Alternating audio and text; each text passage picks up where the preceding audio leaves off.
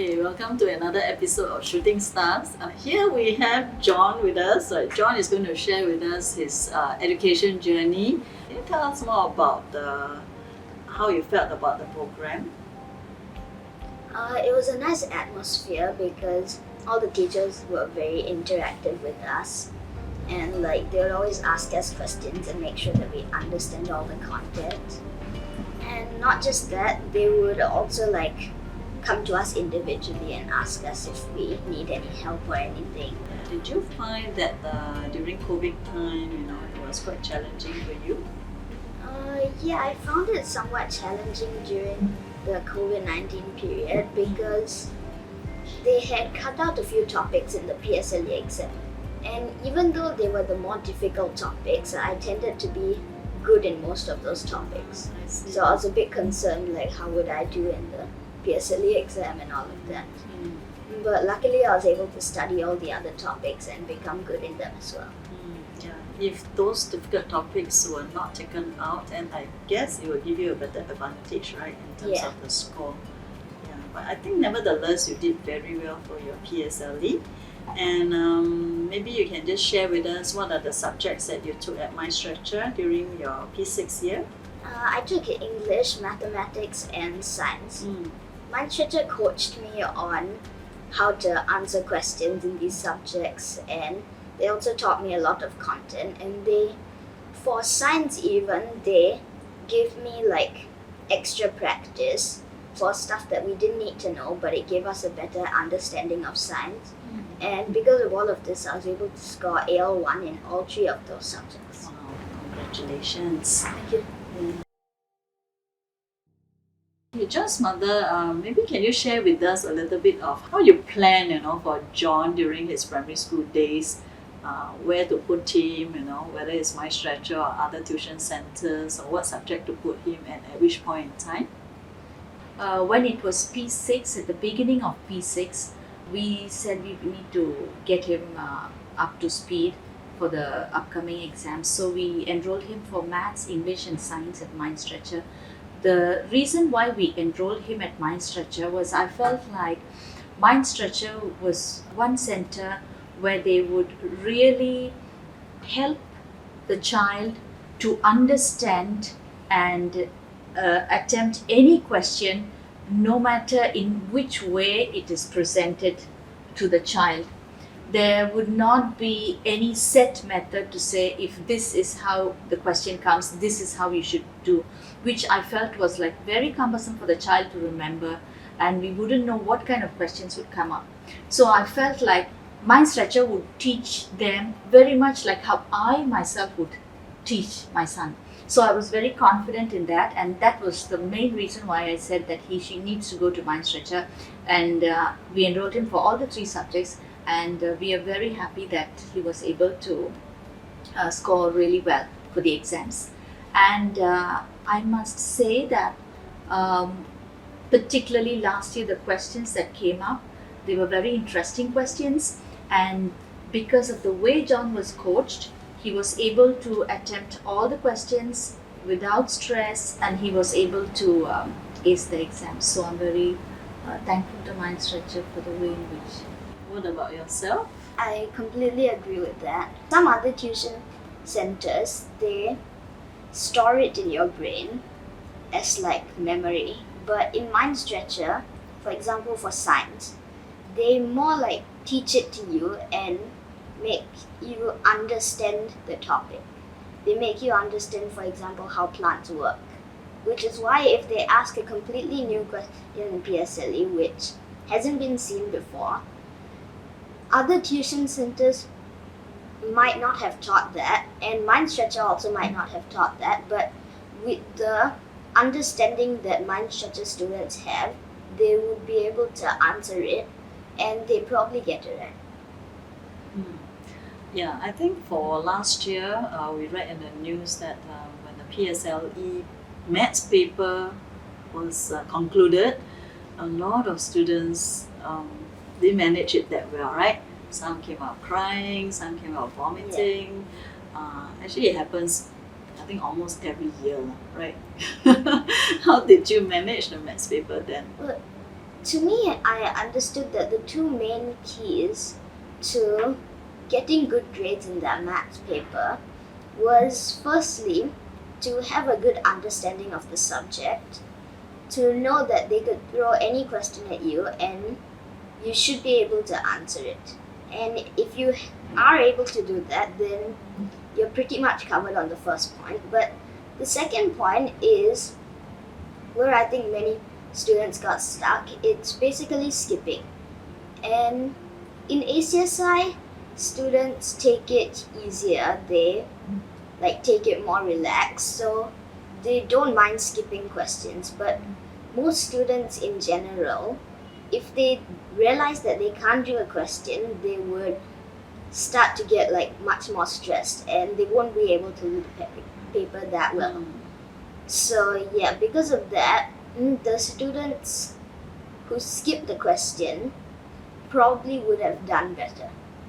Okay, in the primary school days at my stretcher, could you remember any teachers that you have fond memories? Yeah, I have fond memories with Mrs. Tang because she helped me a lot in my science, and she was a very good science teacher overall. She gave me her number, and whenever I needed extra help in any science related topic, she would immediately message me back and give me some help with it. She would take the extra mile to give me extra help. For example, if I didn't understand the question, I could just send it to her and she would immediately reply and explain the question and what key points I need to use and all of that. So yeah, she was very helpful to me and I greatly appreciate all of her help. Mr. Alvin Craig also helped me a lot during my English preparation, and I attended some boot camps where I was able to talk to him and practice my oral as well as my written examination. And yeah, he was able to help me a lot and improve my skills in English. I understand that you are at ACSI in the IB program now. Yeah. So how is the transition from primary to secondary school? Was there a lot of adjustments that you have to make? Yeah, there were quite a few adjustments that I had to make because once I reached secondary school, I realized that studies was actually starting to get very serious and there was a lot more homework to do, there was a lot more work and a lot more topics to understand, especially in the areas of science, because there was physical science and life science, and those two subjects themselves had many branch outs. So yeah, it was quite difficult, but my instructor was able to help me to cope with the subjects and understand them better. Okay. And what CCA are you involved in now? Media production. Is that something that is of great interest to you? Yeah, because I've always wanted to learn how to film videos and all of that. But other than that, I also joined because there would be air conditioning during CCAs. And I was tired of track and field and having to run in the hot sun, so yeah. Okay, I can see our crew behind the camera nodding their head because they agree totally with you that working in an aircon environment is fantastic. Okay, we also understand from you that you would love to write a book. Or have you written your book? I'm in the process of writing it. I'm nearly completed it. Almost completed? About 70% in. Would you like to tell us a little bit, give us a little peek into what kind of things you're writing in your book? Yes, so it's about this high-ranking official in the US government who is also trained to be an assassin. And mainly the president hires him to help him solve cases and prevent assassination attempts. And there's this current assassination attempt going on with an association called the Blackstone, and yeah, he's trying to stop it. How do you come up with the name Blackstone? Well, to be honest, I was actually thinking of something ominous when I was writing it, and I was thinking stone is cold and hard, and also the color black is ominous. Mm. And so, yeah, black stone was the choice that I made. Okay. All right. So, do you read a lot of such novels? Because I can see that this is more of a novel, right? Actually, not really. Because the reason I wanted to write this book is because I found that most books that I tried to read, I got bored of them because the introduction didn't have any action. And you would have to read like halfway into the book to get to some action. And I thought, what if I could write a book that started off immediately with action? And throughout the whole book, there was just action. Sounds like a movie show to me. Yeah. Yeah. Would you hope that your book can be acted out one day?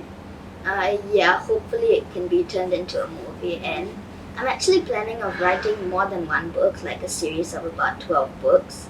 So hopefully it could become something like Tom Cruise Mission Impossible or something like that. I think we have to give you, this platform. Great effort, great aspiration. Yeah. When do you intend to finish the series? The series would probably take quite a while, like a minimum of 5 years or so. Can I have the honor of getting one copy from you? Yeah. Okay. Yeah, I think a very, very great aspiration that you have, for a small boy like you. I think it's very good and very important for us to have